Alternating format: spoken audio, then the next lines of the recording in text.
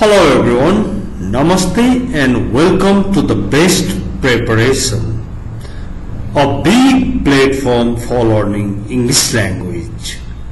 Please don't forget to subscribe this channel, share this video to your friends, like and comment. Okay, now let's move on to today's lesson.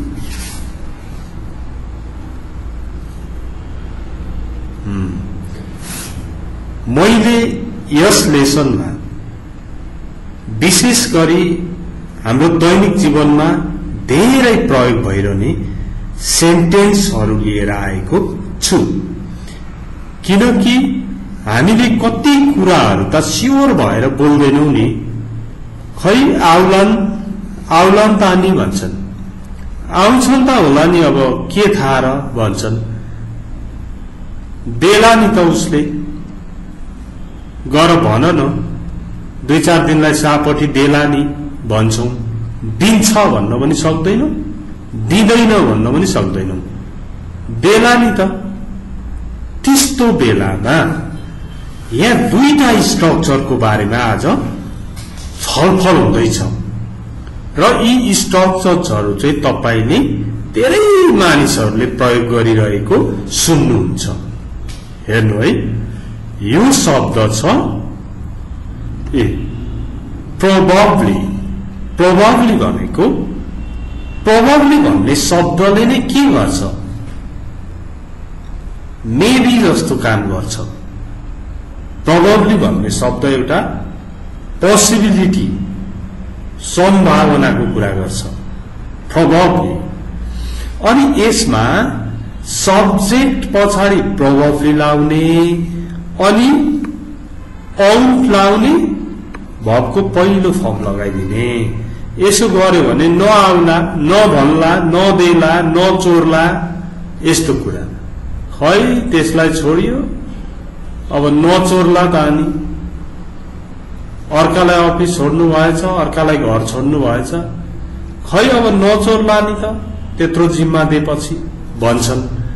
यसो नगर्ला, नहोला भनेर आशा गरेको अथवा सम्भावना व्यक्त गरेको बेला के गर्ने रहेछ?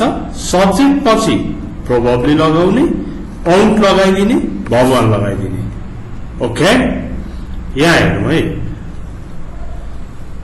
अब उसले तिमीलाई धोका नदेला, धोका दिँदैन भन्न पनि सकिँदैन। तपाईलाई चाहिँ उसले धोका दिँदैन जस्तो लाग्छ भने तपाईले यो विल नटलाई आउट बनाएको हो है। विल प्लस नट को कन्ट्र्याक्टेड फर्ममा, नेगेटिभ फर्ममा चाहिँ आउट बनाएको। He probably won't deceive you. He probably won't deceive you. उसले तिमीलाई धोका नदेला। डिसिभ अथवा बिट्रे भनेको धोका दिनु हो।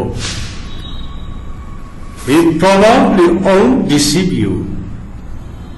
अब तपाईहरु के हो, पदयात्रा पनि जानुहुन्छ भन्दा हामी पदयात्रा जाँदैनौं होला बाबु, जाँदैनौं होला भन्छन् नि।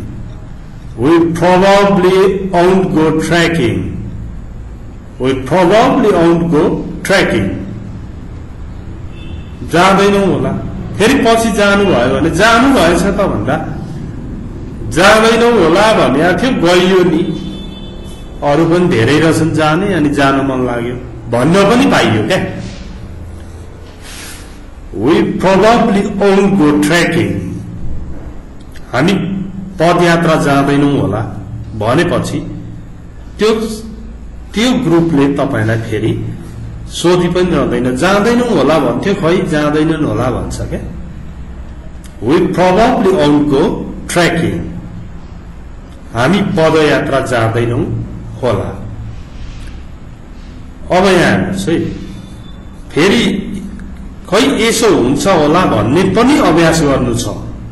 त्यसकारण अन्त्यसम्म हेर्नुभयो भने धेरै राम्रो हुन्छ है।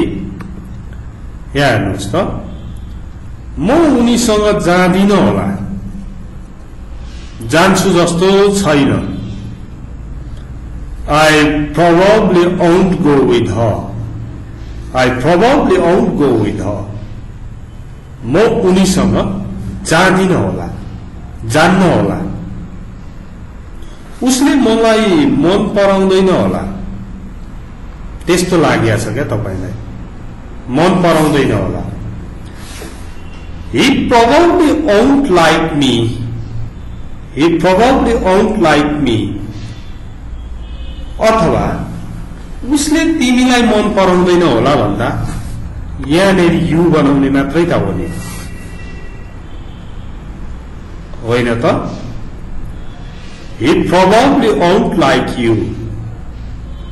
उसले तिमीलाई मन पराउँदैन होला,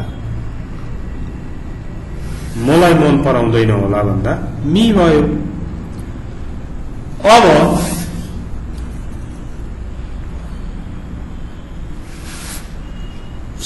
सबिनाले रामलाई मन पराउँदिन होला, यो त्यति मन पराउँछ जस्तो लागेन है मलाई चाहिँ। Sabina probably won't like Ram. सबिनाले रामलाई मन पराउँदिनन् होला, यस्तो होला वाला है। यसो नहोला भन्दा सब्जेक्ट पछाडि प्रोबब्ली भन्ने, औन्ट भन्ने, भगवानलाई दिने, सबैसँग औन्ट, सिंगुलर प्लुरल सबैसँग। अब यहाँ अर्को हेर्नु है, तिनीहरू यहाँ बस्दैनन् होला। They probably won't stay here. They probably won't stay here. तिनीहरू यहाँ बस्दैनन् होला। अब रिताले तिमीलाई निमन्त्रणा गर्दिनन् होला। रिताले तिम्रो बारेमा कसो ल तपाईको साथीलाई चाहिँ निम्तो नगर्ने जस्तो कुरा गरेकी थिइन् रिताले, त्यही भएर तपाईले साथीलाई भन्दै हुनुहुन्छ। अब गरिन्छन् या गर्दिनन् है, गर्दिनन् होला भन्नु पर्यो भने Rita probably won't invite you.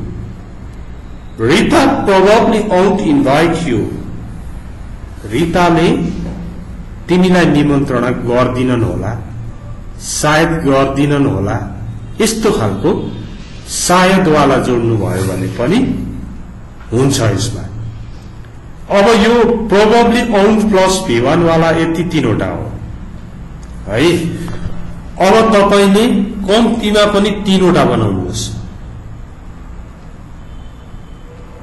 जस्तो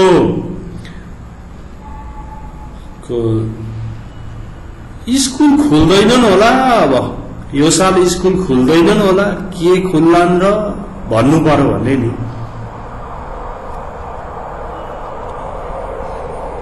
schools probably won't open this year. यो वर्ष स्कुल खुल्दैनन् होला हो, चाहिन्छ यो पनि एकदम आवश्यक छ। schools, colleges probably won't open this year. यसरी बनाउन सकिन्छ यो won't वाला। अब हरिले तिमीलाई पैसा सापटी दिँदैन होला, त्यो दिन्छ जस्तो लाग्दैन है। Hari probably won't lend you money. हरिले तिमीलाई पैसा सापटी दिँदैन होला।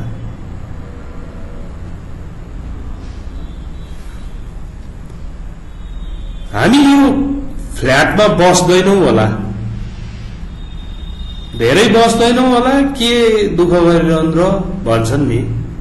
हामी यो फ्ल्याटमा बस्दैनौं होला, लामो समय बस्दैनौं होला भन्नु पर्यो भने नि we probably won't stay in this flat for long.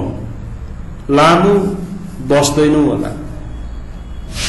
यसरी यसो हुँदैन होला भन्दाखेरि नहोला, सायद हुँदैन होला भन्दाखेरि चाहिँ यो probably won't plus root form भर्बको पहिलो फर्म। अब अर्को खालको स्ट्रक्चर, यसो हुन्छ होला, यसो गर्ला, उसो गर्ला, त्यस्तो भन्नु पर्यो भने चाहिँ यहाँ सब्जेक्ट पछाडि विल ल्याउने, अनि प्रोबेबली ल्याउने, अनि भगवान ल्याउने। उसले हामीलाई फोन गर्ला नि त,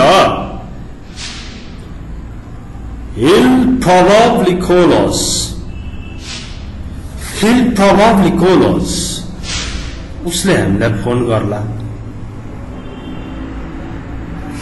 अब उनी यहाँ आउलिन्, she will लाई she'll बनाएको है, she'll probably come here, उनी यहाँ आउलिन्।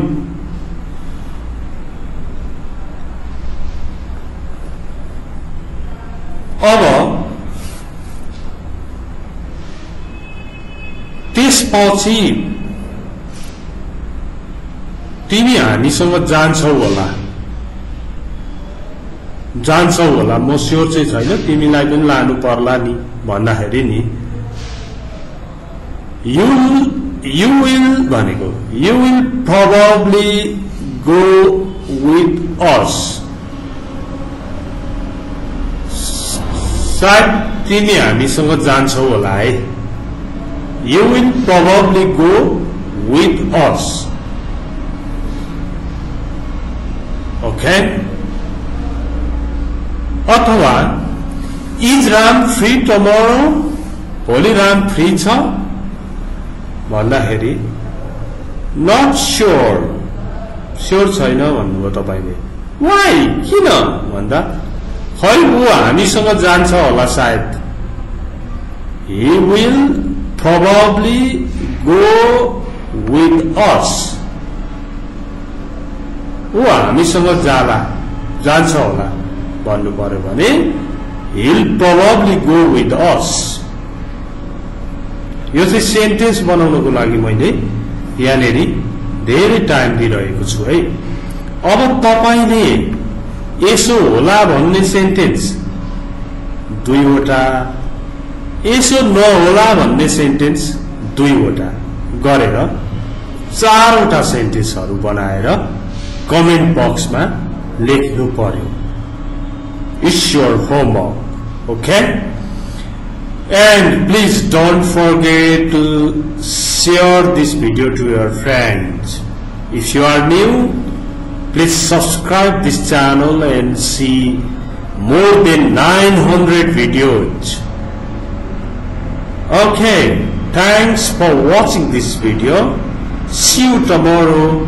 Bye bye.